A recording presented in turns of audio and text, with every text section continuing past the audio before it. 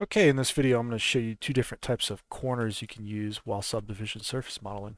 So we're going to get started with the default cube, add a loop cut, and extrude out a face here. And we're going to apply the subdivision surface modifier. Bump it up to 3 here. Right click, shade it smooth. Go into edit mode, and we're going to turn it off in edit mode. So we can go back to object mode, back into edit mode. A lot of people are aware of this. You can add loop cuts to tighten up corners. You need 3 edges to hold a corner like this, right? And so you can do that like that, or you can add a loop cut in the middle, right click, press Control B, and bevel out to both sides of your model, which tends to be a little bit faster and give you a more even result there, but do what you want, I guess. All right. And in this situation here, you see this is all being held nice, but this is still loose. So you would probably just add some loop cuts, right? This is what most people do. Tighten up that corner.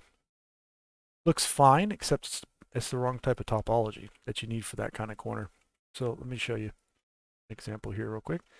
This is one type of corner that you can utilize. It has a single pole here, which, believe it or not, this pole acts like a triangle of sorts. So if we take a look at the mesh without optimal geometry, we'll see that it actually creates that little area like so. Okay.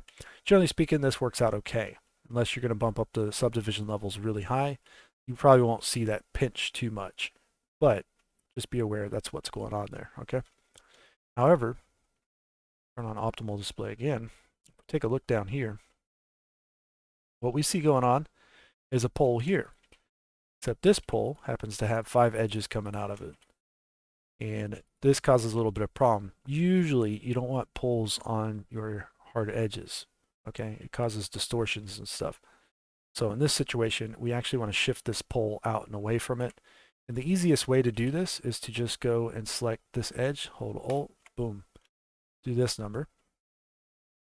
We're going to select the loop all the way around. That's why we hold Alt. So Alt Z. We're going to use the cursor selector, so press C. You want to deselect the edge right in the corner there. I'm going to press G twice and move it on up. We're going to do the same here. So Alt click, Alt Z, C, middle mouse click right there. Hit Alt Z again to get back out. Press G twice, slide it this way. Press A, M, merge by distance. All right. Now, we can see that pole has shifted way out here. Having poles or triangles or n-gons for that matter on flat surfaces usually works out best. Okay.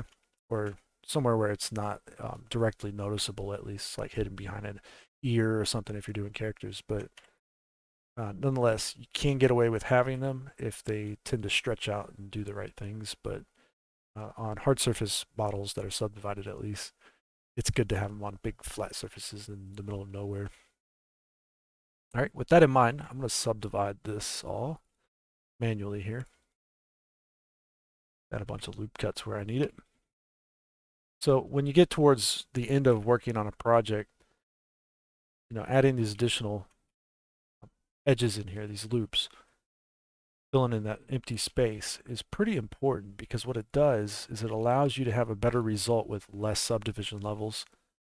So if I bump this down one, you won't see a big difference on this model, but you'll be able to use a lower subdivision count, which gives you better results. And so you can use less subdivisions in your render, which saves you memory, stuff like that. So, and keeps the edges a little bit cleaner and tidier. So you can see here, this one isn't too bad. Bump back up to 3. Not a big deal. So what I wanted to do was show you this. If we extrude this out, right, a lot of people also tend to think loop cut, loop cut, loop cut, loop cut, right? You do all this to tighten up one corner, just one corner. All right, we're not going to do all that around there, but this is what we get. Boom, just like this. Look at how it has that pole right on the edge there. Okay. And it's kind of creating a little shading artifact in 2 directions here. Better way to handle this is not add all these loop cuts. You can actually extrude first and do this later, this is just something I wanted to mention. If you press I to inset, then press O, you can do an outset. You can do this number. And that actually works pretty much fine. Okay. However, usually before you extrude, you do an inset, just regular inset. Okay. And then extrude. And then extrude again. Okay. Extrude one more time. And just like that, you're pretty much good to go. That's going to be a better result there. It doesn't have tight corners yet though, so what's going on is you have to add loop cuts. Right here like so. Okay. You'll see that we're only doing this top face. As a result of that though, here at the base, look at this shape here. Looking awfully familiar to that, or similar, right? Grab these sections and line them up using machine tools, Alt-A, bottom, or right, something like that. And now we have a much better topology here for these kinds of extrusions as well. Okay. So you're going to see these types of corners repeat all over the place as you do more and more sub-D modeling. So it'll be on cylinders, and you can name it pretty much any hard edge. We'll have either this one or that one. That's about all it comes down to. Okay. So that's it for this video. Hope you enjoyed. I'll check you out in the next one.